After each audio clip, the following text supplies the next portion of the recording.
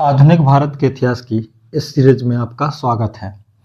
आज हम डिस्कस करेंगे कि किस प्रकार ब्रिटिश ईस्ट इंडिया कंपनी ने भारत में जो साम्राज्य विकसित किया था उसमें उसने किन किन नीतियों को अपनाया जिसकी बदौलत British East India company Bharat के इतने बड़े क्षेत्र को विजित कर पाई थी। इसलिए इस टॉपिक में हम आपको बताएंगे कि किस प्रकार वॉरेन हेस्टिंग्स की रिंग फेंस की नीति क्या थी। उसके बाद लॉर्ड वेलेजली ने भारत में किस प्रकार सहायक संधि को अपनाया। उसके बाद लॉर्ड हेस्टिंग ने आधुनिक पृथक्करण की जो नीति अपनाई थी उसका बेस क्या था। उसी के आगे हम आपको बताएंगे कि किस प्रकार लॉर्ड डलहौजी ने हड़प नीति अर्थात डॉक्ट्रिन ऑफ लैप्स लगाकर भारत के एक बहुत बड़े क्षेत्र पर अपना अधिकार स्थापित कर लिया। इसलिए इस क्लास के दौरान हम वो सब नीतियों के एंगल्स पर चर्चा करेंगे कि वो नीतियां कौन सी थीं, उन नीतियों के प्रभाव क्या हुए, उससे भारतीय साम्राज्य के शासकों को किस प्रकार के नुकसान हुए और उससे ब्रिटिश साम्राज्य को क्या लाभ हुआ। इसलिए वो सब नीतियों के उन सारे डायमेंशंस पर चर्चा करेंगे जो किसी भी एग्जाम में महत्वपूर्ण हो सकते हैं, क्योंकि यह जानना बहुत आवश्यक है कि ब्रिटिश ईस्ट इंडिया कंपनी जो मात्र एक व्यापारिक संस्था थी वो धीरे धीरे किस प्रकार एक राजनीतिक संगठन में और एक सैनिक संगठन में तब्दील हो गई और बाद में वो धीरे धीरे भारत में मुगलों का स्थान ले चुके थे और एक बहुत बड़े क्षेत्र पर अपना आधिपत्य स्थापित कर चुके थे। इस क्लास में आप ये भी देखेंगे कि किस प्रकार ब्रिटिश ईस्ट इंडिया कंपनी ने उन मराठाओं को हरा दिया जिन मराठाओं ने कभी मुगलों को भी पराजित कर दिया था।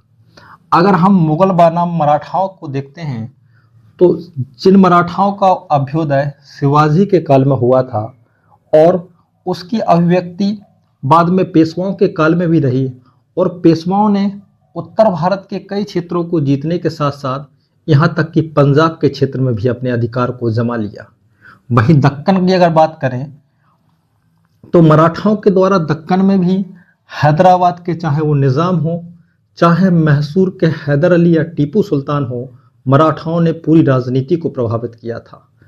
और वही Maratha third battle of Panipat में अफगान शासक अहमद शाह अब्दाली से हार भी गए, लेकिन उसके बाद भी मराठाओं ने माधवराव के काल में फिर एक बार अपने उत्कर्ष को प्रभावित किया और संपूर्ण भारत की राजनीति को अपने नियंत्रण में स्थापित कर लिया। इसलिए आप ब्रिटिश की उन नीतियों पर प्रकाश डालेंगे कि आखिर वो ऐसी कौन सी नीतियां अपनाए जिन्होंने भारत को एक एक करके जीत लिया और वो भी एक शासक की सहायता से दूसरे शासक को हरा दिया और दूसरे शासक की सहायता से तीसरे शासक को हरा दिया। इसलिए ब्रिटिश ईस्ट इंडिया कंपनी की इन सब पॉलिसियों में हम उन डिटेल एनालिसिस करेंगे कि वो ब्रिटिश की कौन सी पॉलिसियाँ थीं। अगर हम देखें तो सबसे पहले इनके अंतर्गत हम तीन चार नीतियों को डिस्कस करेंगे, जिसमें पहली नीति हम पढ़ेंगे जो रहेगी ब्रिटिश ईस्ट इंडिया कंपनी की, जिसको हम बोलते हैं रिंग फेंस की नीति।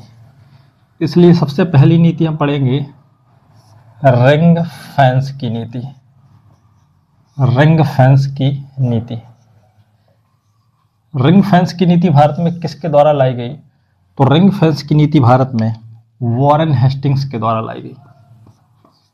Warren Hastings. इस नीति की शुरुआत तो भारत में 1765 में इलाहाबाद की संधि में रॉबर्ट क्लाइव के द्वारा ही कर दी गई थी, लेकिन इसको जो मूर्त रूप दिया वो वॉरेन हेस्टिंग्स ने दिया। उसके बाद दूसरी जो नीति हम पढ़ेंगे वो पढ़ेंगे सहायक संधि। सहायक संधि। सहायक संधि भारत में किस व्यक्ति के द्वारा चलाई गई? तो वो चलाई गई Lord Wellesley. Lord Wellesley. Lord Wellesley एक गवर्नर जनरल हुआ करता था और उसने भारत के राजाओं के साथ एक संधि की जिसका नाम था सहायक संधि। उस सहायक संधि की क्या शर्तें थी, उससे भारतीय राजा किस प्रकार कमजोर हो गए और उससे ब्रिटिश ईस्ट इंडिया कंपनी को किस प्रकार के लाभ हुए, जिससे उसने भारतीय साम्राज्य को तो बचा ही लिया और फ्रांस को भी कमजोर कर दिया। वो सारे डायमेंशन हम पढ़ेंगे कब, जब सहायक संधि पढ़ेंगे। उसके बाद एक और संधि पढ़ेंगे, एक और पॉलिसी पढ़ेंगे जिसका नाम है अधीनस्थ पृथक्करण, अधीनस्थ पृथक्करण नीति, अधीनस्थ पृथक्करण की नीति। ये पढ़ेंगे हम लॉर्ड हेस्टिंग्स की। इसके बाद एक नीति और पढ़ेंगे जो रहेगी लॉर्ड डलहौजी की, जिसको बोलते हैं हड़प नीति या डॉक्ट्रिन ऑफ लैप्स, अर्थात गोद निषेध का नियम। हड़प नीति या इसको बोल देते हैं गोद निषेध की नीति, गोद निषेध की नीति। ये किसने पढ़ाई है, तो ये चलाई है लॉर्ड डलहौजी। इसके आगे अगर हम और देखें तो लॉर्ड कर्जन की भी नीति हमें देखनी होगी कि लॉर्ड कर्जन ने बंगाल के लिए किस प्रकार की नीति अपनाई। लेकिन इस टॉपिक को हम लॉर्ड कर्जन ने कब डिस्कस करेंगे, जब हम आपको ये पढ़ाएंगे कि किस प्रकार भारत में इंडियन नेशनल मूवमेंट आया और उस इंडियन नेशनल मूवमेंट को विभाजित करने के लिए ब्रिटिश ईस्ट इंडिया कंपनी ने इस नीति का उपयोग करा था जो लॉर्ड कर्जन ने अपनाई थी। इसलिए आज टॉपिक के दौरान हम रिंग फेंस की नीति, सहायक संधि, अधीनस्थ पृथक्करण की नीति और गोद निषेध अर्थात डॉक्ट्रिन ऑफ लैप्स की नीति पर चर्चा करेंगे।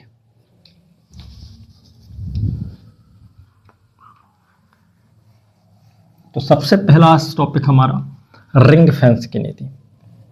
रिंग फेंस की नीति क्या है? रिंग फेंस की नीति आप ऐसे मान लीजिए कि यदि कोई खेत होता है या कोई फील्ड होता है, मान लीजिए ये खेत है या ये कोई फील्ड है या कोई ये पार्क है, तो पार्क को हम क्या करते हैं, एक बाउंड्री वॉल के द्वारा सुरक्षित कर देते हैं। और ये सुरक्षा किस लिए होती है कि इस पर कोई व्यक्ति अनाधिकृत रूप से प्रवेश ना कर पाए या ऐसे अराजक तत्व इसके अंदर ना आ पाए जिससे ये पार्क या ये खेत बर्बाद हो जाए। इसलिए ये जो बाउंड्री वॉल है वही सिद्धांत है रिंग फेंस का। रिंग फेंस की नीति ब्रिटिश सरकार ने क्यों अपनाई थी? यदि हम भारतीय मैप को देखें तो ये स्थिति है। जब ब्रिटिश ईस्ट इंडिया कंपनी ने कर्नाटक के क्षेत्र में आंग्ल कर्नाटक के युद्ध में फ्रांसीसी कंपनियों को हटा दिया, डचों को भी हरा चुकी थी और British East India company Bharat में एकमात्र ऐसी संस्था बची थी जो अब यूरोप के व्यापार करने के लिए थी। अब वही जब धीरे आप देखेंगे आगे तो धीरे धीरे उन लोगों ने मैसूर के क्षेत्र को भी अपने नियंत्रण में ले लिया था। मैसूर के बाद या समकालीन स्थिति में देखें, जब वो मैसूर को हरा रहे हैं उसी समय 18 से 19 सेंचुरी में मराठाओं का अभ्युदय हो गया है। और मराठाओं का इस बार जो अभ्युदय हुआ था वो हुआ था पेशवाओं के शासनकाल में। बालाजी विश्वनाथ नाम के एक पेशवा ने जब मराठों की कमान अपने हाथ में ली तब उसको मराठा साम्राज्य का द्वितीय संस्थापक कहा गया। बालाजी विश्वनाथ के बाद उनके पुत्र जिनका नाम बाजीराव प्रथम था, बाजीराव प्रथम ने मराठाओं की कमान जो अपने हाथ में ले ली थी और हिंदू पदपातशाही का एक नारा दिया और अटक से कटक जाने की उनकी जो चेष्टा थी उसको साकार रूप में लगभग बाजीराव प्रथम ने तब्दील कर दिया। उसी दौरान बाजीराव प्रथम ने मराठा अर्थात दक्कन के क्षेत्र से निकलकर उत्तर भारत की राजनीति को प्रभावित किया और कहते हैं कि बाजीराव प्रथम ने 1737 ईस्वी में मात्र 500 घुड़सवार लेकर दिल्ली पर अपना अधिकार स्थापित कर लिया। और मराठा धीरे धीरे बाजीराव प्रथम के बाद भी बालाजी बाजीराव के शासनकाल में उत्तर भारत की राजनीति में पहुंच गए और पंजाब तक के क्षेत्र को प्रभावित कर दिया था। एक इतना बड़ा मराठा साम्राज्य जो मुगलों को रिप्लेस करने वाला है, तो क्या आपको लगता है कि उस समय British East India Company Bengal और बिहार के क्षेत्र में अगर शासन करेगी तो क्या मराठा बंगाल और बिहार को सुरक्षित छोड़ेंगे? तो आंसर मिलता है नेवर, कभी नहीं। इसलिए आप देखेंगे कि बक्सर के युद्ध में ये मैं क्यों बता रहा हूँ, ये आप रिंग फेंस की नीति की जो पृष्ठभूमि है वो कैसे तैयार होती है। बक्सर का युद्ध जो हुआ, बक्सर का युद्ध कब हुआ है, तो बक्सर का युद्ध हुआ है 1764 ईस्वी में। और आपको पता है कि बक्सर के युद्ध में मुगल शासक शाह आलम द्वितीय और अवध का नवाब जिसका नाम था शुजा-उद-दौला और बंगाल का निर्वासित नवाब जिसका नाम था मीर कासिम की संयुक्त सेनाएं अंततः अंग्रेजों से पराजित हो गई। जब अंग्रेजों से पराजित हो गई तो हारने का पहला सिद्धांत ये होता है कि मुगलों का भी साम्राज्य चला जाएगा, शुजा-उद-दौला का भी चला जाएगा, मीर कासिम का भी चला जाएगा। अब चूंकि अंग्रेज विजित हो चुके थे और जब अंग्रेज विजित हो चुके थे तो उन्होंने अवध के नवाब के सामने कुछ शर्तें रखी। और ये शर्तें कब रखी गई, तो ये शर्तें 1865 अर्थात इलाहाबाद की संधि में रखी गई। इलाहाबाद की संधि ये आपको ये बताएंगी कि इसने ही रिंग फेंस की नीति का जो सिद्धांत है उसकी पृष्ठभूमि तैयार कर दी है और एक आधारशिला रख दी है जिसके आगे रिंग फेंस की नीति ब्रिटिश सरकार फॉलो करेगी। इलाहाबाद की संधि में जो 1765 में इन लोगों के साथ हुई, इसमें ब्रिटिश ईस्ट इंडिया कंपनी ने एक सिद्धांत अपनाया। उसने मतलब ब्रिटिश ईस्ट इंडिया कंपनी ने जो शुजा-उद-दौला पराजित हुआ था, जो अवध का नवाब था, अवध का विलय नहीं किया।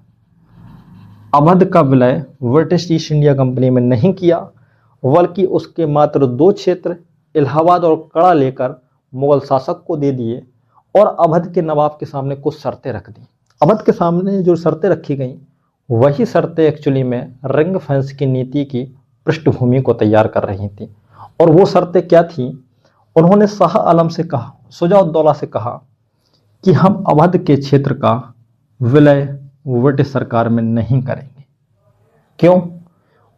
और उसने बहाना ये किया कि इसके बदले में आप ब्रिटिश ईस्ट इंडिया कंपनी की सेना अपने क्षेत्र में रखिए, उसका खर्चा दीजिए, उसके बदले में हम आपको आंतरिक और बाह्य दोनों प्रकार की सुरक्षा को मुहैया कराऊंगा। अगर आप पर किसी भी प्रकार का आक्रमण होगा तो ब्रिटिश ईस्ट इंडिया कंपनी की सेना आपको हेल्प करेगी। अगर चाहे वो आक्रमण आंतरिक हो या बाह्य हो, दोनों रूपों में ही ब्रिटिश सरकार आपको हेल्प करेगी। इसलिए नवाब भी ये चाहता है, क्योंकि युद्ध में तो हार ही चुका है, नवाब भी चाहता है कि काश मुझे सुरक्षा मिल जाए, क्योंकि मराठे कहीं ना कहीं मुझे पराजित कर देंगे या कोई उस समय अफगानी भी मुझे पराजित कर सकते हैं। क्योंकि ब्रिटिश ईस्ट इंडिया कंपनी इस बात को जानती है कि यदि अवध की सत्ता को मैंने प्रत्यक्ष रूप से अपने हाथ में ले लिया तो इसके कुछ साइड इफेक्ट्स भी हो सकते हैं। वो साइड इफेक्ट क्या कि हो सकता है मुगल इस पर हो सकता है कि मराठा इस पर आक्रमण कर दें, और जब मराठा आक्रमण कर देंगे तो अवध हमारे हाथ से निकल सकता है। अवध क्या निकलेगा, हो सकता है बंगाल, बिहार, उड़ीसा का क्षेत्र भी निकल जाए। इसलिए उन्होंने इसका विलय नहीं किया। एक दूसरा एंगल भी है, क्योंकि उस समय अहमद शाह अब्दाली के आक्रमण हो रहे थे, इसलिए अफगानों का डर हमेशा ब्रिटिश सरकार को लगा रहा कि कहीं ऐसा ना हो अफगान ही अवध का क्षेत्र लूट ले। इसलिए ब्रिटिश ईस्ट इंडिया कंपनी ने अवध का उपयोग जो है वो किस प्रकार किया है, अवध का प्रयोग एक बफर स्टेट के रूप में किया है। तो रिंग फेंस की नीति का मतलब है अंग्रेज अपने क्षेत्र को सुरक्षित करने के लिए अपने क्षेत्र जो मुख्यतः बंगाल बिहार का क्षेत्र है का क्षेत्र सुरक्षित करना चाहते हैं।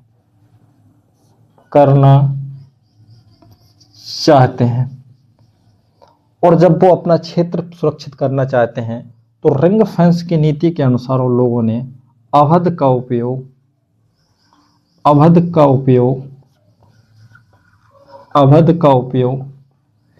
एक बफर स्टेट के रूप में किया, एक बफर स्टेट के रूप में किया। रूप में किया। बफर स्टेट एक्चुअली में क्या होता है? बफर स्टेट वो क्षेत्र होता है, मान लीजिए बफर क्षेत्र हम इसका नाम दे देते हैं, एक तरफ x का क्षेत्र है, एक तरफ y का क्षेत्र है, इसलिए y के लिए भी इम्पोर्टेंट है, x के लिए भी इम्पोर्टेंट है। यदि y इस पर आक्रमण करेगा तो x भी अपनी दावेदारी को इस पर ले लेगा। इसलिए जो बीच का क्षेत्र होता है वो बफर क्षेत्र होता है, जिसमें दोनों लोगों को उसकी उपयोगिता होती है और दोनों लोगों की अपनी सुरक्षाएं उसमें निहित होती हैं। इसलिए रिंग फेंस की नीति के अनुसार जो ब्रिटिश ईस्ट इंडिया कंपनी है वो अवध का उपयोग कैसे कर रही है? उपयोग एक बफर स्टेट के रूप में किया, और बफर स्टेट के रूप में अवध का जो है वो विलय नहीं किया गया, विलय नहीं किया गया, विलय नहीं किया गया। कारण क्या है? कारण दो हैं, एक है मराठाओं का डर, मराठाओं का डर, और दूसरा कारण है अफगानियों का डर, अफगान का डर, अफगानियों का डर, अफगानियों का डर। इसलिए आप ये समझ गए कि बफर स्टेट का मतलब क्या है। और रिंग फेंस जो वॉरेन हेस्टिंग्स की जो नीति है वो क्या है कि वॉरेन हेस्टिंग्स जो है वो अपने क्षेत्र को बचाने के लिए एक नीति अपनाता है और अवध का विलय नहीं करता है, बल्कि अवध का उपयोग एक बफर स्टेट के रूप में कर रहा है, जिसमें उसने अपनी सेना को भी तैनात कर दिया है। अगर कोई मराठा या कोई दूसरा आक्रमण अगर होता है तो उसका सबसे पहला फेज जो होगा वो अवध होगा, अवध ही उसका प्रतिकार करेगा, और प्रतिकार करने से अंततः अवध की ही पराजय होगी। इस रिंग फेंस नीति का जो अंग्रेजों को लाभ हुआ वो ये हुआ कि अंग्रेज बंगाल के क्षेत्र को, बंगाल के क्षेत्र को, जिसमें बंगाल में बिहार उड़ीसा को आप मानकर चलिए, आज के बांग्लादेश को भी मानकर चलिए, बंगाल के क्षेत्र को सुरक्षित करने में सफल रहे, सुरक्षित करने में सफल रहे। वहीं दूसरे से अफगानियों से भी बचा लिया, अफगानियों से भी। तीसरा जो अगर देखें हम तो अवध को कमजोर कर दिया, कमजोर करने के साथ साथ अवध की सुरक्षा के लिए अपनी सेना भी तैनात कर दी, और वही सेना जो ब्रिटिश की सेना है और इसका जो खर्चा दे रहा है वो कौन दे रहा है? अवध। इसलिए इस रिंग फेंस की पॉलिसी के अनुसार नवनिर्मित जो ब्रिटिश सत्ता थी उस ब्रिटिश सत्ता को अंग्रेजों ने बचा लिया। अगर शायद हो सकता है, इमेजिन करिए, अवध का वो डायरेक्ट विलय कर लेते तो हो सकता है कि उस समय मराठाओं को ये दिक्कत हो जाती कि आपने विलय कर लिया है, आप विदेशी हैं, हम उस पर आक्रमण भी कर सकते हैं। अफगानी भी इस पर कहीं ना कहीं अपनी दावा कर सकते थे, लेकिन ब्रिटिश ईस्ट इंडिया कंपनी ने अपनी चतुराई के दम पर और अपनी वो कपटपूर्ण और द्वेष नीति के अनुसार अवध का विलय नहीं किया। और ये कहा गया कि ब्रिटिश ईस्ट इंडिया कंपनी किसी भी प्रकार के क्षेत्र को जीतने में विश्वास नहीं करती है। हमारा जो प्राथमिक उद्देश्य है वो जन कल्याण का है, ना कि किसी क्षेत्र को जीतने के लिए। इसलिए इस रिंग फेंस की नीति जो अपनाई है वॉरेन हेस्टिंग्स ने, और उस वॉरेन हेस्टिंग्स ने अवध के क्षेत्र का विलय नहीं किया है।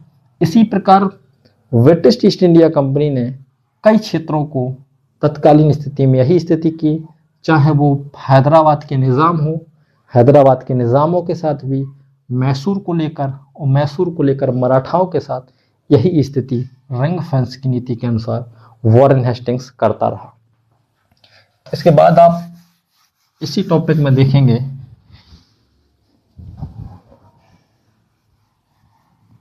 रिंग फेंस की नीति के अनुसार जो ब्रिटिश का जो साम्राज्य, प्राथमिक साम्राज्य था, नवनिर्मित सत्ता थी, वो सुरक्षित रही, और उसी को आगे बढ़ाया लॉर्ड वेलेस्ली ने, लॉर्ड वेलेस्ली, लॉर्ड वेलेस्ली। यहां लिखता हूं मैं सहायक संधि, सहायक संधि, सहायक संधि। सहायक संधि में कुछ डायमेंशन हम देखेंगे, सहायक संधि में अगर हम देखें तो क्या है सहायक संधि, क्या है सहायक संधि, इसकी शर्तें, इसकी शर्तें क्या है, क्या है, अंग्रेजों के इसके क्या लाभ हुए, अंग्रेजों को इसके क्या लाभ हुए, क्या लाभ हुए, और भारतीय राजा महाराजा, राजा महाराजा क्यों कमजोर हो गए। रिंग फेंस की नीति का जो अगला चरण था वो था सहायक संधि। अगर हम सहायक संधि क्या है, इसकी शर्तें क्या है, अंग्रेजों को इसके क्या लाभ हुए और भारतीय राजा इससे किस प्रकार पराजित हो गए, और वो कौन कौन से राज्य थे जिस पर ब्रिटिश ईस्ट इंडिया कंपनी ने सहायक संधि सौंप दी, तो राज्यों के नाम आप इन एंगल पर अगर चर्चा करेंगे तो आप सहायक संधि समझ जाएंगे, क्योंकि यूपीएससी और पीसीएस में सहायक संधि के कई डायमेंशन पूछे जाते हैं और ये प्रीलिम के साथ साथ मेंस का भी विषय होता है। क्योंकि ब्रिटिश ईस्ट इंडिया कंपनी की जो नींव रख रही है, जो ब्रिटिश ईस्ट इंडिया कंपनी नवनिर्मित एक साम्राज्य है, उसकी नींव में अगर सबसे बड़ी जो ईंट है वो सहायक संधि ही है। क्योंकि सहायक संधि के द्वारा ब्रिटिश ईस्ट इंडिया कंपनी ने कई क्षेत्रों को भी जीता और उनके आधार क्या थे। अब हम देखेंगे सबसे पहले कि ब्रिटिश ईस्ट इंडिया कंपनी ने जो सहायक संधि लगाई है, क्या है सहायक संधि, क्या है सहायक संधि, जिसकी चर्चा किए बिना भारतीय इतिहास का कोई भी पृष्ठ पूरा ही नहीं हो सकता। क्या है सहायक संधि, तो सहायक संधि की कुछ शर्तें हुआ करती थी। उस शर्तें क्या हैं, उसके पहले आप एक बैकग्राउंड को समझिए। बैकग्राउंड ये है कि 1790 के दौर में, 90 के दशक में एक ब्रिटिश गवर्नर भारत आया जिसका नाम था लॉर्ड वेलेस्ली। लॉर्ड वेलेस्ली ने उसके पहले रहे लॉर्ड कॉर्नवालिस की नीतियों को आगे बढ़ाया।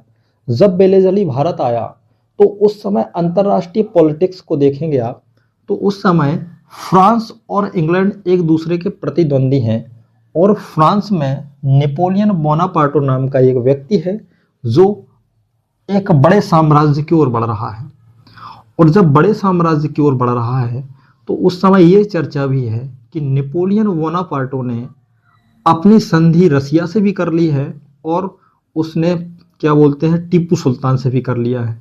इसलिए वेलेस्ली ये चाहता है कि यदि हमें नेपोलियन को रोकना है तो नेपोलियन को रोकने के लिए हमारे पास जो सबसे बड़ा आधार होगा वो ये होगा कि जितने भी भारतीय क्षेत्र हैं वो जल्दी से जल्दी ब्रिटिश सरकार के प्रत्यक्ष नियंत्रण में आ जाएं।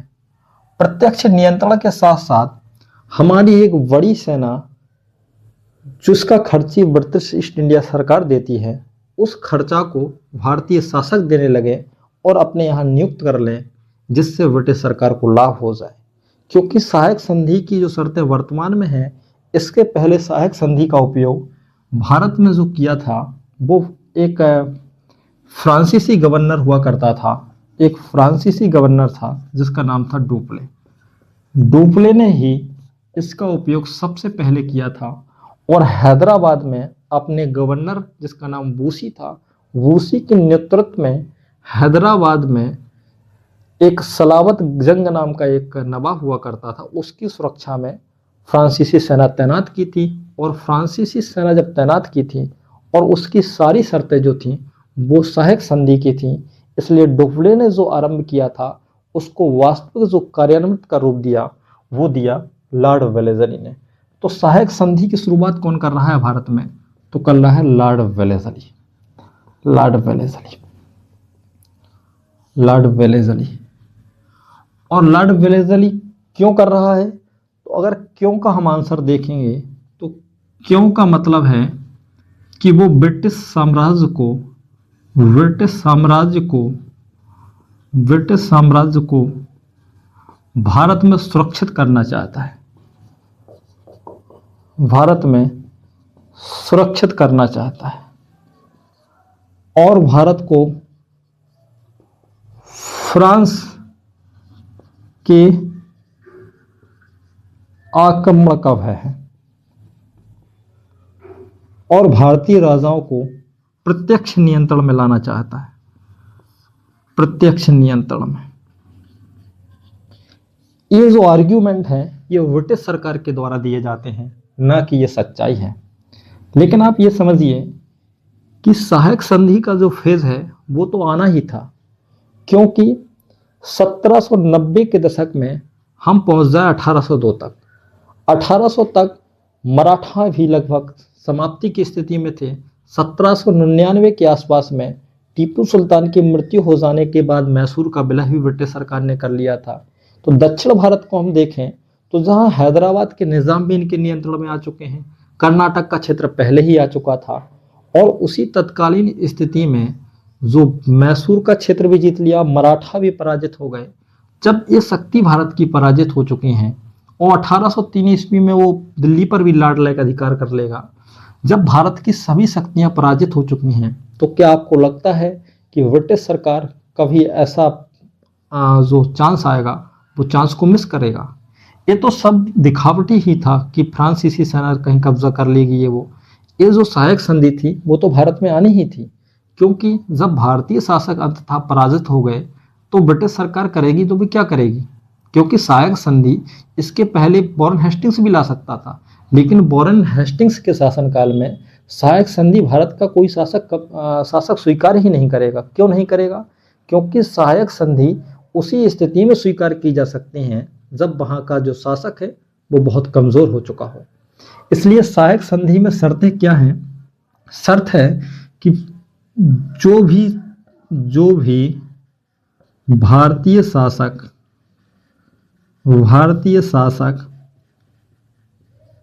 ब्रिटिश सेना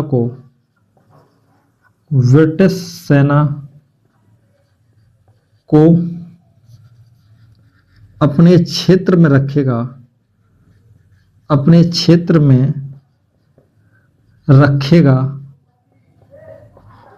उसकी आंतरिक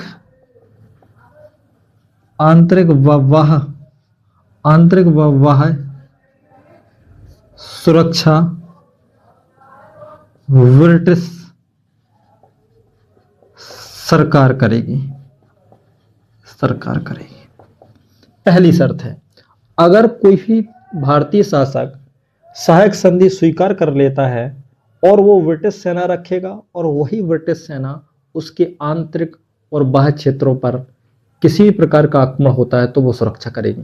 भारतीय शासकों को लगा कि अगर इस प्रकार की संधि मिल जाएगी तो ना तो हमको वो कल्याण के काम करने पड़ेंगे जो अभी तक वो जनता के लिए करते थे, क्योंकि अगर आंतरिक विद्रोह भी होगा तब भी हमारे पास ब्रिटिश सरकार है। अगर बाह्य आक्रमण होगा, चाहे उस पर मराठा हो या कोई भी दूसरी शक्ति हो, चाहे उसके मित्र हो, वो भी आक्रमण नहीं कर सकते हैं। इसलिए ये लाभ का सौदा हुआ। और जो सेना का जो खर्चा होगा, सेना का खर्चा जिसमें वेतन आदि बहुत सारे शर्तें, सेना का खर्चा वही शासक देगा, वही शासक को देना होगा। किस शासक को? जो शासक ब्रिटिश सरकार की सेना को नियुक्त करेगा वही शासक इनका खर्चा भी देगा। उसके आगे और शर्त बनती है कि उस शासक को जो सहायक संधि को स्वीकार कर रहा है उसको एक ब्रिटिश रेजिडेंट रखना होगा। ब्रिटिश रेजिडेंट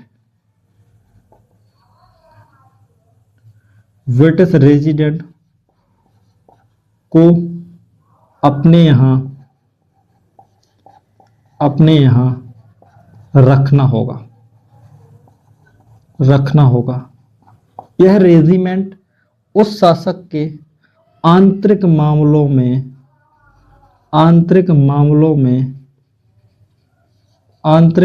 में हस्तक्षेप नहीं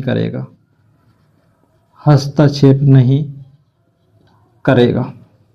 अब आप देखिए कि ब्रिटिश सरकार कह रही है कि जो ब्रिटिश रेजिडेंट रहेगा वो आपके क्षेत्र में रहेगा, राजा के पास रहेगा, लेकिन वो जो रेजिडेंट रहेगा वो रेजिडेंट सरकार के अर्थात जो लोकल का जो शासक रहेगा, स्थानीय शासक के आंतरिक मामलों में किसी भी प्रकार का हस्तक्षेप नहीं करेगा। उसके बाद एक रखते हैं कि वो स्थानीय शासक जो रहेगा, स्थानीय शासक जो रहेगा, स्थानीय शासक की विदेश नीति, विदेश नीति जिसमें युद्ध संधि आदि के जो निर्णय रहेंगे वो कौन करेगा? वो ब्रिटिश रेजिडेंट करेगा, ब्रिटिश रेजिडेंट करेगा। आप सोचिए, जब भी ये शर्त लगाई जाती है विदेश नीति, किसी भी शासक के साथ जब ये कह दिया जाता है कि उसकी विदेश नीति अब मेरे अंडर में होगी, तब वो शासक पराधीन हो जाता है।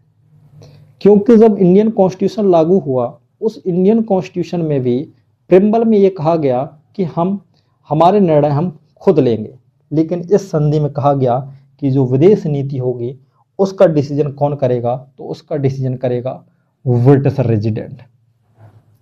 अब कोई भी स्थानीय शासक ब्रिटिश ईस्ट इंडिया कंपनी के आदेश के बिना ना तो किसी शासक से युद्ध कर सकता था, ना उस शासक से संधि कर सकता था। उसी के बाद और शर्त में एक शर्त और होती है, जिसमें वो कहते हैं कि वो स्थानीय शासक के क्षेत्र में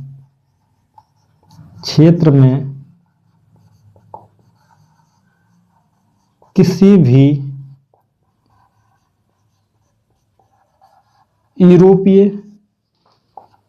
यूरोपीय व्यक्ति को जॉब पर, नौकरी पर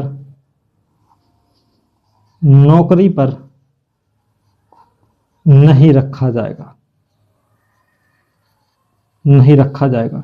यदि आप रखना चाहते हैं तो इसके लिए भी आपको ब्रिटिश रेजिडेंट से परमिशन लेनी होगी। उसके बाद और लिखते हैं वो,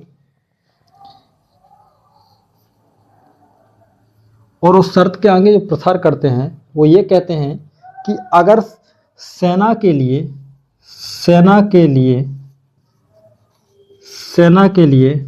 अतिरिक्त टैक्स भी सरकार ले सकती है। इस प्रकार आप देखिए कि लॉर्ड वेलेस्ली ने एक जो व्यापक सहायक संधि बनाई है, उसकी इतनी खतरनाक शर्तें रखी हैं कि अब कोई भी आंतरिक या बाह्य सुरक्षा हो गई, वो कौन करेगी? वो ब्रिटिश सरकार करेगी, ब्रिटिश सेना करेगी, और उसकी आंतरिक और बाह्य दोनों नीतियां अब किसकी हो चुकी थी? तो वो हो चुकी थी ब्रिटिश ईस्ट इंडिया कंपनी की। अब देखिए, ब्रिटिश ईस्ट इंडिया कंपनी जो सहायक संधि लगाई है, उस सहायक संधि के लाभ और हानि और देखते हैं।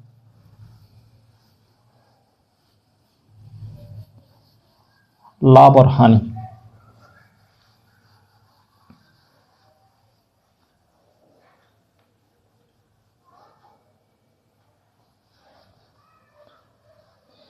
अब ब्रिटिश सरकार को सहायक संधि से लाभ क्या हुआ? एक तरफ ब्रिटिश सरकार के लाभ होंगे और दूसरी तरफ भारत की हानि होगी। हानियां, अगर इससे क्या होगा, भारतीय शासक कितने कमजोर हो जाएंगे? तो लाभ के विषय में अगर हम चर्चा करें तो इससे क्या हुआ कि ब्रिटिश सरकार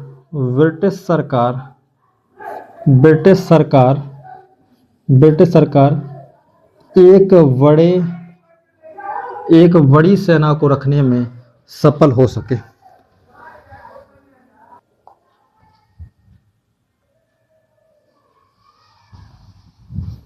लाभ क्या हुआ कि ब्रिटिश सरकार एक बड़ी सेना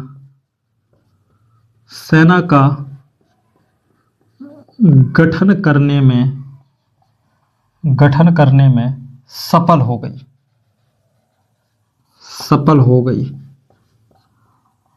वो भी सफल कैसे हुई? उसका खर्चा कौन दे रहा है? तो भारतीय शासक।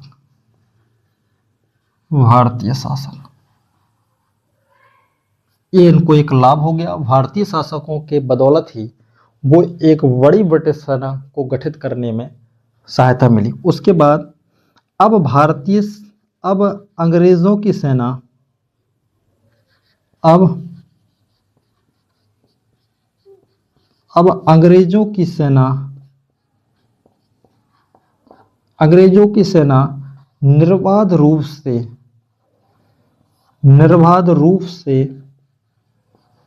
भारत के एक बड़े प्रदेश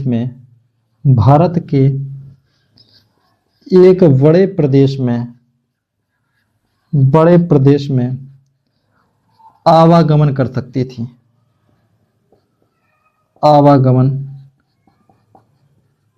सकती थी।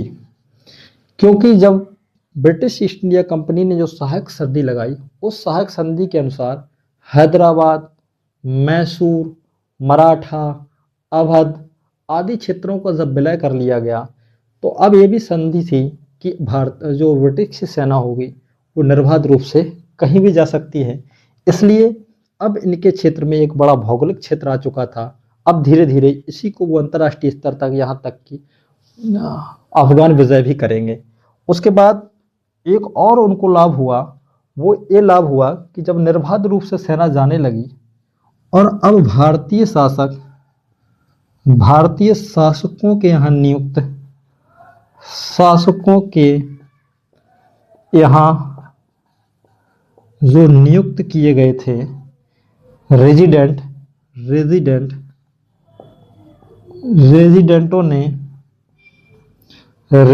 ने शासकों के आंतरिक मामलों में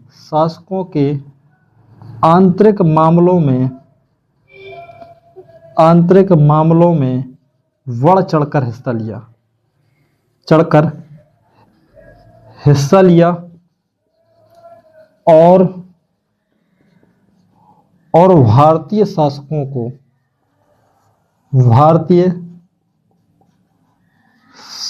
शासकों को एकदम कमजोर कर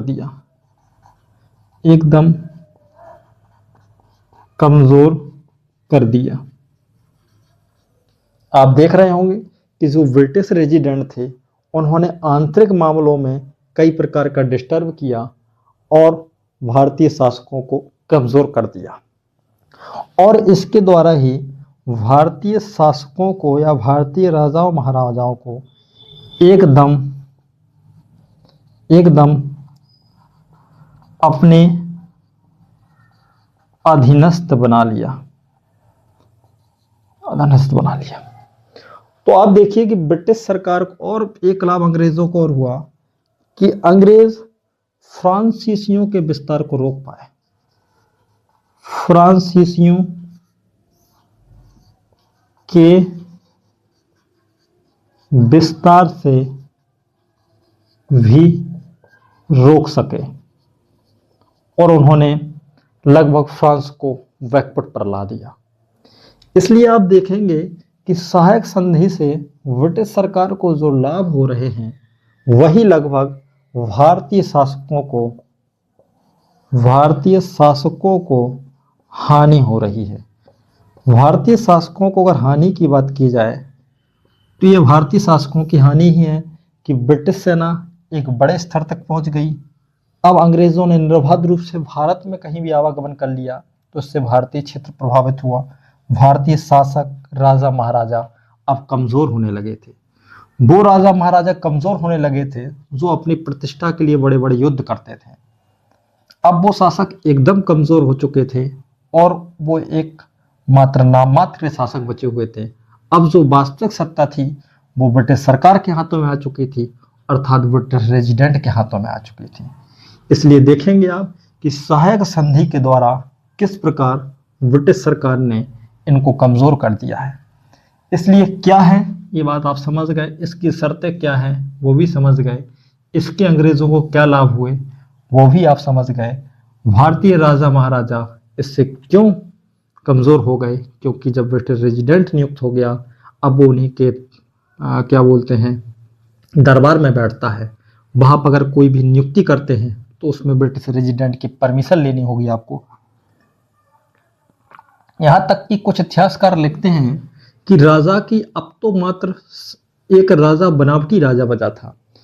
राजा के पास इतना भी अधिकार नहीं बचा था कि वो किसी को नौकरी भी दे दे, क्योंकि नौकरी देने के लिए भी आपको ब्रिटिश रेजिडेंट का परमिशन लेना होता था।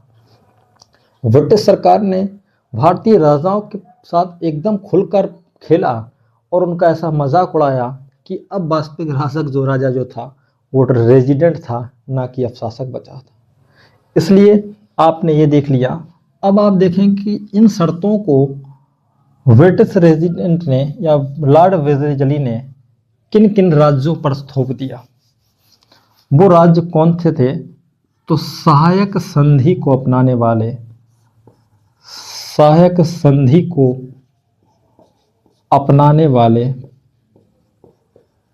अपनाने वाले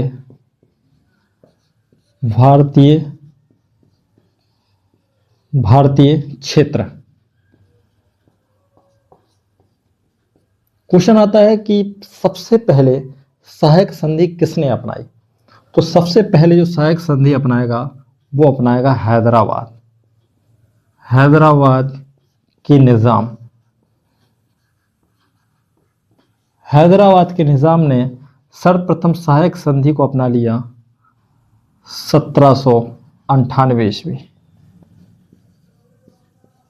मतलब हैदराबाद ने सबसे पहले अपना लिया किन शर्तों को? इन शर्तों को अपना लिया, अब ब्रिटिश रेजिडेंट हैदराबाद में नियुक्त होगा। उसके बाद कई प्रदेश हैं जिन्होंने ब्रिटिश ईस्ट इंडिया कंपनी की शर्तों को अपना लिया, जिसमें हैदराबाद, मैसूर। मैसूर में आपको पता है कि मैसूर का शासक टीपू सुल्तान ने अपने जीवित रहते हुए किसी भी सरकार, किसी भी तरह की सहायक संधि को अपनाया नहीं था और खारिज भी कर दिया था। यहाँ के Tipu Sultan third battle of Mysore में 1792 ईस्वी में बहुत बुरी तरीके से हारा था और उसने श्रीरंगपट्टनम की संधि, जो उसके लिए स्वीकार नहीं थी, स्वीकार कर ली, लेकिन अपने राज्य को भी दे दिया, लेकिन अंग्रेजों की सहायक संधि को उसने स्वीकार नहीं किया था। इसलिए मैसूर को भी जब पतन हो गया तो 1799 ईस्वी में मैसूर का जो बोडियार शासक बैठा, जो बहुत अल्प वयस्क था, मैसूर का विलय भी कर लिया गया। उसी के बाद आप देखेंगे अवध का विलय भी सहायक संधि के अंतर्गत कर लिया गया, या सहायक संधि उस पर थोप दी गई। समय था 1801 ईस्वी। अवध के बाद मराठाओं ने भी इस संधि को अपना लिया, क्योंकि मराठाओं ने जो बसीन की संधि की थी, वो बसीन की संधि की शर्तें जो थी वो लगभग मराठाओं को बसीन की संधि में वही शर्तें दी गई थी जो सहायक संधि में दी गई थी। इसलिए सहायक संधि के अंतर्गत ब्रिटिश ईस्ट इंडिया कंपनी ने किन क्षेत्रों पर अपना विस्तार कर लिया? तो भारत के बड़े बड़े क्षेत्र, जिनमें हैदराबाद, मैसूर, अवध, मराठा। अब आप देखिए भारत का मैप। अवध का क्षेत्र सहायक संधि, मैसूर का क्षेत्र सहायक संधि, मराठाओं का क्षेत्र सहायक संधि। कर्नाटक पहले ही चला गया है। अब आप देखेंगे कि भारत में एक बहुत बड़े क्षेत्र पर ब्रिटिश ईस्ट इंडिया कंपनी का विकास हो चुका है। सहायक संधि में एक बड़े साम्राज्य की, जिसका अंत 1947 में हुआ, 150 वर्ष की जो गुलामी की दास्तान थी, वो सहायक संधि ने तय कर दी थी। क्योंकि सहायक संधि भारत में उस अंधेरी रात को आरंभ करने वाली थी, जिसका सूर्योदय जो हुआ वो 1947 में हुआ। इसलिए आप देखेंगे कि जब अंग्रेजों ने सहायक संधि के द्वारा भारत का इतना बड़ा क्षेत्र जीत लिया है, अब वो अपना विस्तार उत्तर की ओर करने लगे, जिसमें अब धीरे धीरे वो पंजाब को, सिंध को, नेपाल को, म्यांमार को, अफगानिस्तान को आदि क्षेत्र में अपने क्षेत्र को विस्तार करेंगे। इसलिए सहायक संधि के द्वारा आपने इन शर्तों को देखा। सहायक संधि के आगे जब हम बढ़ते हैं तो हमारी जो दूसरी संधि है वो है लॉर्ड हेस्टिंग्स की नीति। अब जो नेक्स्ट संधि है वो है अधीनस्थ पृथक्करण की नीति। अधीनस्थ पृथक्करण की नीति। अधीनस्थ पृथक्करण की नीति कौन अपना रहा है? तो लॉर्ड हेस्टिंग्स। Lord Hastings. अधीनस्थ पृथक्करण का मतलब क्या है? अधीनस्थ का मतलब है कि आप मेरे अधीन रहेंगे, अधीन रहेंगे, लेकिन पृथक्करण रहेंगे, अधीन रहते हुए आप अलग रहेंगे। आप मतलब पृथक रहेंगे, मतलब अलग रहेंगे। अलग का मतलब है कि आपके आंतरिक मामले, आपके आंतरिक मामले, आपके आंतरिक मामले ब्रिटिश सरकार के द्वारा, ब्रिटिश सरकार के द्वारा हस्तक्षेपित नहीं किए जाएंगे, हस्तक्षेपित नहीं किए जाएंगे, नहीं किए जाएंगे। अब अधीनस्थ पृथक्करण क्या है कि जो लॉर्ड वेलेस्ली की सहायक संधि का अगला स्टेप है। अगला स्टेप इसलिए है कि अभी तक जो लॉर्ड वेलेस्ली विस्तार कर रहा था, लॉर्ड वेलेस्ली ने भी अपने आप को भारत का स्वतंत्र शासक घोषित नहीं किया था। उसने भी ये ढोंग रचा था कि हम मुगलों के अधीनस्थ हैं। जब बक्सर के युद्ध में मुगल शासक हार गया था और अंग्रेजों के नियंत्रण में भी आ गया था, लेकिन वो हमेशा ये ढोंग करते रहे कि मुगल सत्ता ही भारत की सर्वोच्च सत्ता है और मुगल सत्ता के अधीन ही ब्रिटिश सरकार है। और ये ढोंग जो है वो कब तक चलता रहा? वो चलता रहा लॉर्ड हेस्टिंग्स तक। लॉर्ड हेस्टिंग्स के बाद जो लॉर्ड डलहौजी आएगा उस ढोंग का एकदम अंत करेगा। इसलिए अभी तक का इतिहास ऐसा रहा था कि ब्रिटिश ईस्ट इंडिया कंपनी का कोई भी गवर्नर जनरल जब भारत आता था तो सबसे पहले वो मुगल शासक के यहाँ जाता था और मुगल शासक के यहाँ अपना अपॉइंटमेंट लेटर देता था और उसको सल्यूट करता था कि सर मैं आ गया हूँ माय लॉर्ड और मेरा नाम ये है। इस प्रकार अपना इंट्रोडक्शन कराने के बाद ही वो भारत में चार्जभाज को ग्रहण करता था। लेकिन लॉर्ड हेस्टिंग्स जब भारत में आया और लॉर्ड हेस्टिंग्स भारत में 1813 से लेकर लगभग 1823 तक ब्रिटिश सरकार का गवर्नर रहा, लेकिन लॉर्ड हेस्टिंग्स एक मिनट या एक बार भी जाकर मुगल दरबार में नहीं गया और मुगल शासक से नहीं मिला, क्योंकि लॉर्ड हेस्टिंग्स ने ऐसा दावा कर दिया था कि अंग्रेज जो हैं वो मुगलों के अधीन नहीं हैं। अभी तक के जो भी इतिहास रहा था अंग्रेजों का, उसमें हमेशा अंग्रेजों ने ये दिखावा किया था कि हमारा जो शासक है वो मुगल ही है, हम मुगलों के अधीनस्थ हैं। लेकिन उसने कहा कि अधीनस्थ नहीं हूँ, मुगल सत्ता अलग है, मैं अलग हूँ। और यहाँ तक कि उसने एक स्टेटमेंट में ये भी कह दिया कि मुगल हमारे अधीन है, ना कि हम मुगलों के अधीन हैं। इसलिए अधीनस्थ पृथक्करण में लॉर्ड हेस्टिंग्स ने वो सब नीतियाँ लागू कर दी कि आप मेरे अधीन भी रहेंगे लेकिन पृथक्करण नहीं रहेंगे। और अधीनस्थ पृथक्करण की नीति किन पर लागू की जा रही है? उन्हीं राज्यों पर जिन राज्यों के पास, जिन राज्यों ने सहायक संधि स्वीकार की थी, सहायक संधि स्वीकार की थी। समझिए, जो सहायक संधि थी वो किस लिए थी? वो हेल्प के लिए थी, वो सहायता के लिए थी। वो सहायता कैसी होती थी? वो सहायता होती थी चाहे वो आंतरिक सुरक्षा हो या बाह्य सुरक्षा हो। लेकिन लॉर्ड हेस्टिंग्स कहता है कि जिन राज्यों ने भारत में सहायक संधि स्वीकार की है वो अब सहायक संधि नहीं होगी, बल्कि उसका नाम होगा अधीनस्थ पृथक्करण की। अब भारतीय शासक जो पहले एक सहायक के रूप में अंग्रेजों को रखे थे, अब वो अंग्रेजों के किस में आ गए? अधीन में आ गए। लेकिन तब भी वो एक ढोंग करता है, वो कहता है अधीनस्थ हैं लेकिन आप पृथक्करण है, अधीन होते हुए भी आप अपने आंतरिक मामलों में सुरक्षित हैं। अब आप देखिए अंग्रेजों की वो पॉलिसी जिसमें वो अधीन भी बता रहे हैं और पृथक्करण भी बता रहे हैं। इसलिए सहायक संधि का जो 4 स्टेप है, जो आगे का कदम है, वो क्या है? तो वो है अधीनस्थ पृथक्करण, कि आप मेरे अधीन रहते हुए भी आप मुझके अधीन रहते हुए आप भी मुझसे पृथक्करण है। आप सोचिए कि ब्रिटिश ईस्ट इंडिया कंपनी ने जो सहायक संधि दी थी,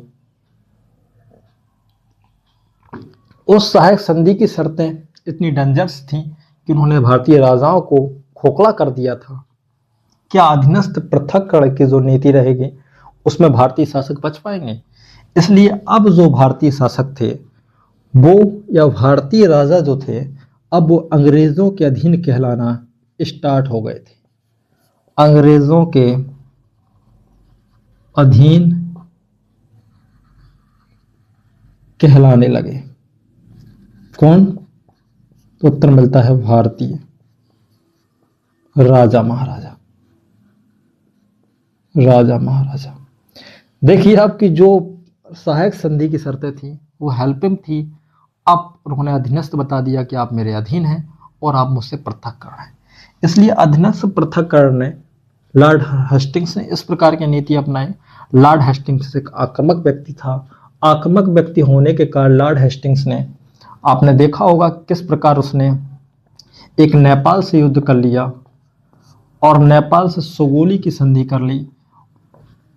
नेपाल से सोगोली की संधि कर ली। इसका जो टॉपिक रहेगा वो मैं आपको विस्तार में पढ़ा दूंगा। यहाँ पर बता देता हूँ कि जो हेस्टिंग्स की जो पॉलिसी थी, हेस्टिंग्स, लॉर्ड हेस्टिंग्स ने एक ये संधि लगा दी है अधीनस्थ पृथक्करण की, और इसी के शासनकाल में आंग्ल नेपाल युद्ध हुआ। आंग्ल नेपाल युद्ध जो लगभग 1816 ईस्वी में समाप्त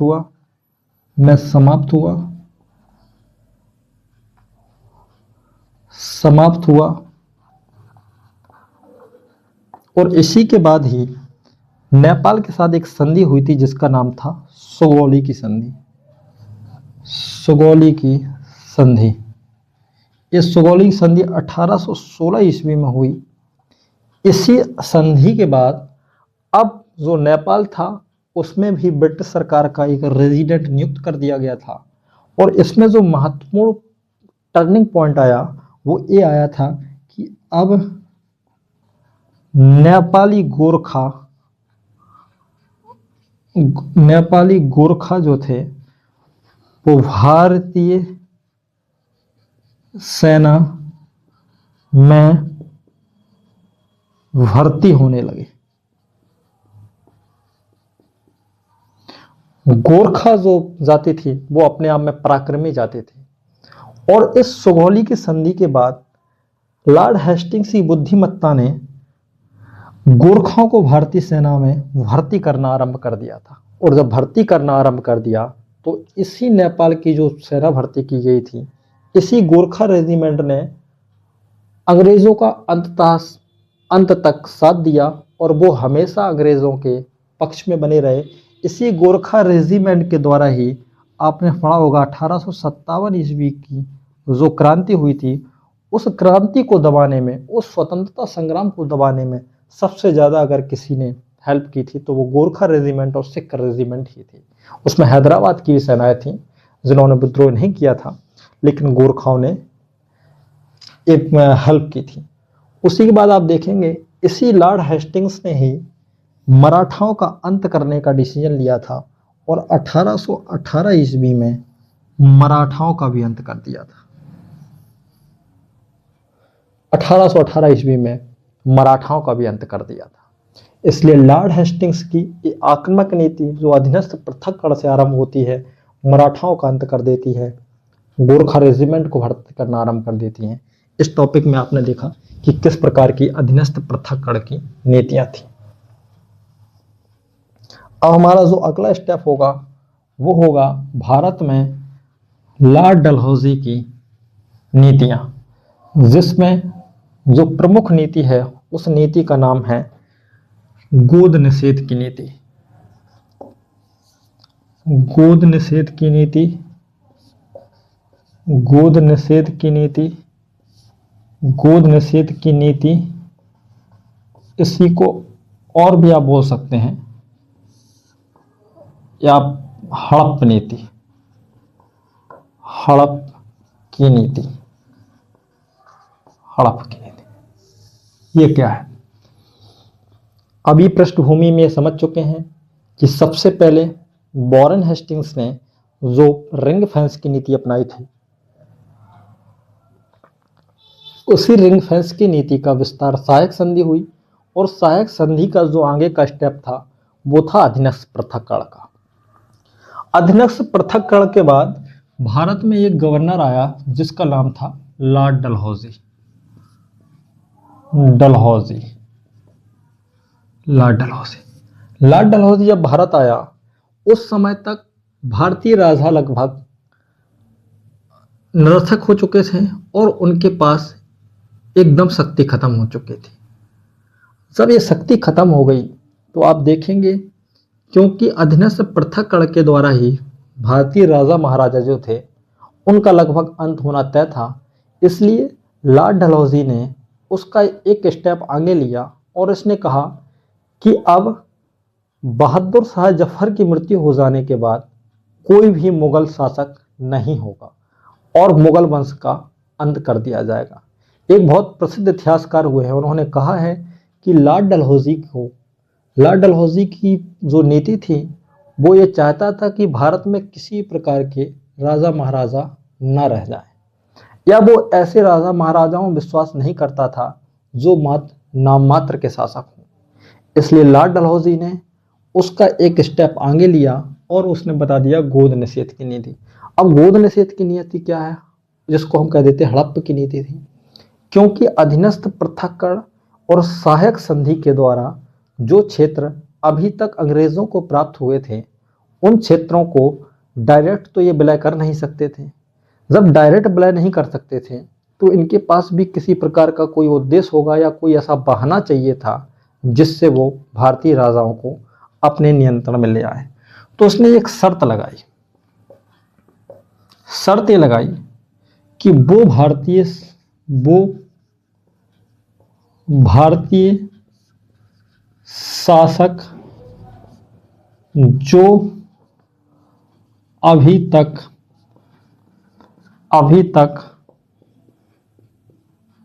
तक अंग्रेजों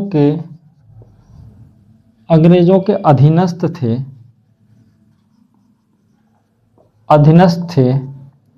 अगर उनको कोई संतान नहीं होती है तो उनका क्षेत्र ब्रिटिश साम्राज्य में मिला लिया जाएगा।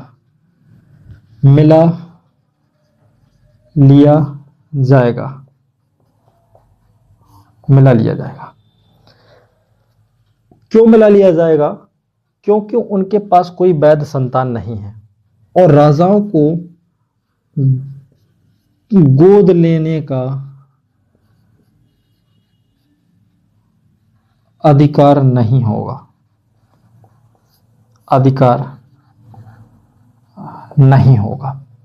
अब वो भारतीय शासक या भारतीय रियासतें जिनके पास अपना खुद का पुत्र नहीं होगा, अगर वो मर जाते हैं तो उसके बाद उसका कोई ऐसी संतान जो गोद ली गई हो वो वैध रूप से अब उसका शासक नहीं हो सकती।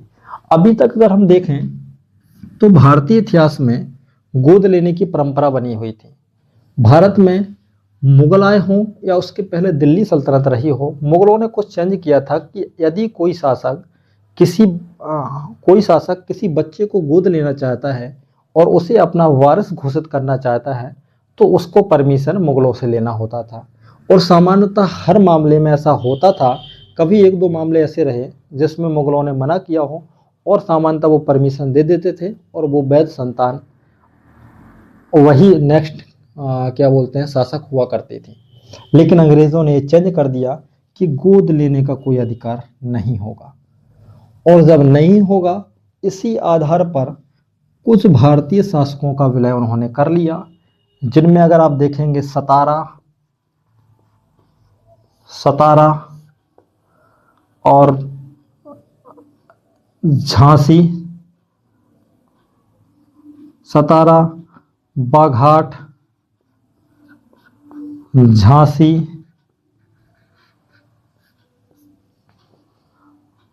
बाघाट, झांसी, नागपुर, उदयपुर,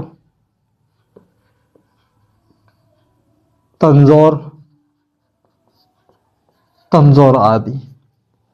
इन क्षेत्रों का विलय डलहौजी ने इस आधार पर कर लिया कि सतारा, बाघाट, झांसी, उदयपुर, नागपुर आदि क्षेत्रों में इनकी कोई वैध संतान नहीं है। इसलिए ये क्षेत्र जो है, इन शासकों की मृत्यु हो जाने के बाद अगले शासक कोई नहीं रहेगा, वो सीधा क्या होगा, वो ब्रिटिश सरकार में मिला लिए जाएंगे, ब्रिटिश सरकार में मिला लिए जाएंगे। अब आप देखेंगे कि रिंग फेंस और सहायक संधि के बाद जो विस्तार होता जा रहा है अंग्रेजों की नीतियों का, वो ये हुआ कि इन्होंने इन क्षेत्रों पर अधिकार जमा लिया और कहा कि अब कोई शासक नहीं होगा। इसका ही एक कारण जो होगा वो 1857 की रिवॉल्यूशन का कारण बनेगा, क्योंकि झांसी की रानी महाराणा लक्ष्मीबाई और कानपुर आदि के क्षेत्र में जो उदय होगा वो ब्रिटिश ईस्ट इंडिया कंपनी के खिलाफ एक सशस्त्र विद्रोह करेगा, जो हम अगले के चैप्टर में कंप्लीट करेंगे। जब ये शर्तें लगाई गई, लेकिन एक क्षेत्र बच गया जिसका नाम था अवध। अब जब अवध का क्षेत्र बच गया और अवध के क्षेत्र के जो राजा हुआ करते थे, उनके पास तो वैध संतान भी थी। जब वैध संतान भी है, तब अब लॉर्ड डलहौजी क्या करेगा? तो लॉर्ड डलहौजी ने कहा कि अवध का जो क्षेत्र है, उस क्षेत्र के जो नवाब हैं वो जनता के कल्याण में विश्वास नहीं करते हैं और वो उन नीतियों को लागू नहीं करते हैं जो ब्रिटिश ईस्ट इंडिया कंपनी वहाँ के स्थानीय शासकों के कल्याण के लिए योजनाएं बनाती है। क्या ऐसा पॉसिबल था कि अंग्रेज़ों ने भारतीय लोगों के कल्याण के लिए कोई योजना बनाई हो? इस पर तो मतलब हास्य वाली बात हो जाती है कि कभी ऐसा रहा हो कि ब्रिटिश ईस्ट इंडिया कंपनी ने भारत के किसी क्षेत्र के कल्याण के लिए कोई योजना बनाई थी। लेकिन अवध का विलय करना था, इसलिए अवध के नवाब से ऐसा कहा गया और अवध के पब्लिक को यह विश्वास दिलाया गया, ऐसा प्रचार किया गया, ऐसा दुष्प्रचार किया गया कि अवध का जो क्षेत्र है उसके जो नवाब हैं वो जनता का कल्याण नहीं चाहते हैं। इसलिए कुशासन का आरोप लगाकर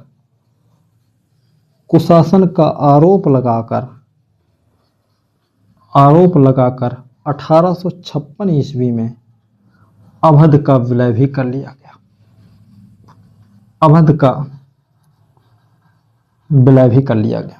उस अवध का विलय कर लिया गया जिस अवध ने रिंग फेंस नीति के अनुसार आकर 1865 में शुजा-उद-दौला के साथ जो ब्रिटिशों ने संधि की थी, उस संधि की शर्तें भी अवध ने मान ली थी। अवध ने 1801 ईस्वी में सहायक संधि पर भी हस्ताक्षर कर दिए थे और अवध ने ही कई बार वॉरेन हेस्टिंग्स की हेल्प की थी, जिसने आसपास के कई लड़ाकू जातियों को दबाने में भी सहायता की थी। अवध के नवाबों से, यहाँ तक कि बेगमों से कई बार बहुत पैसा वसूला गया था और अवध ने अभी तक वो सारी शर्तें मानी थी जो लगभग ब्रिटिश ईस्ट इंडिया कंपनी ने अवध के ऊपर थोपी थी। इसलिए अगर उत्तर भारत में अभी तक अंग्रेजों का जो सबसे अच्छा मित्र रहा था वो अवध रहा था। अवध ने ब्रिटिश ईस्ट इंडिया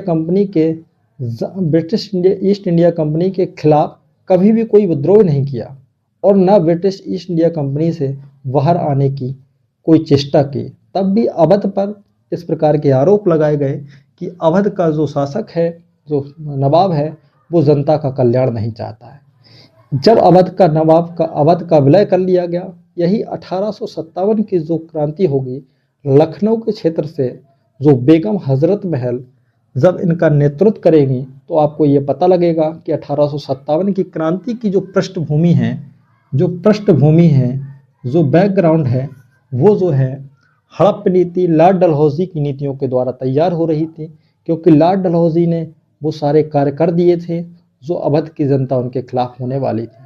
क्योंकि ब्रिटिश ईस्ट इंडिया कंपनी की जो सेना गठित की गई थी उसमें जो अधिकांश सैनिक थे वो अवध, बंगाल, बिहार आदि के क्षेत्र के थे। इसलिए एक बड़े सैनिक जो थे वो अवध के क्षेत्र के थे और अवध का विलय लोगों ने स्वीकार नहीं किया। ऐसा नहीं है कि अवध के जो नवाब थे वो जनता के कल्याण में बहुत विश्वास करते थे, एकदम ऐसा नहीं है, लेकिन ऐसा भी है कि अवध के नवाब अगर कल्याण करते भी तो किस प्रकार करते? क्या अवध के नवाबों के पास ऐसे राइट्स थे? क्या उनके पास भू राजस्व के वो अधिकार थे? क्या उनके पास वो इतनी इनकम थी जिससे वो लोगों को कल्याण कर भी पाते? सारे अधिकार तो ब्रिटिश ईस्ट इंडिया कंपनी ने अपने नियंत्रण में ले लिए थे, तब अवध करता भी तो क्या।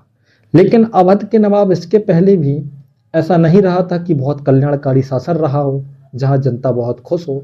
अंततः हुआ क्या कि अवध का शासन का भी अंत कर दिया गया और भारत के एक बहुत बड़े विशाल क्षेत्र पर अब ब्रिटिश ईस्ट इंडिया कंपनी का प्रत्यक्ष नियंत्रण था। एक अप्रत्यक्ष कारण ये भी है कि लॉर्ड डलहौजी ये चाहता था कि ब्रिटिश, क्योंकि इंग्लैंड में इस समय औद्योगिक क्रांति हो चुकी थी और औद्योगिक क्रांति होने के बाद लॉर्ड डलहौजी ये चाहता था कि किसी भी प्रकार भारतीय शासक की जो पब्लिक है वो ब्रिटिश सरकार के द्वारा लाए गए उनकी जो वस्तुएं हैं उनका उपभोग करे। इसलिए वो उपभोगवादी संस्कृति को बढ़ावा देने के लिए और अपनी आयात को बढ़ाने के लिए लॉर्ड डलहौजी ने इन क्षेत्रों का विलय कर लिया था, जिससे प्रत्यक्ष नियंत्रण में आने के बाद ब्रिटिश सरकार उन सारी नीतियों को लागू कर पाएगी जो शायद ब्रिटिश ईस्ट इंडिया कंपनी चाहती है। इस प्रकार इस टॉपिक में आपने देखा कि किस प्रकार ब्रिटिश ईस्ट इंडिया कंपनी ने अपने साम्राज्य का विकास करते हुए जो रिंग फेंस की नीति के साथ शुरुआत की, सहायक संधि और उसके बाद अन्य पृथक्करण के बाद उस नीति का अंत कर दिया गया इस नीति के अनुसार। इसलिए थैंक यू।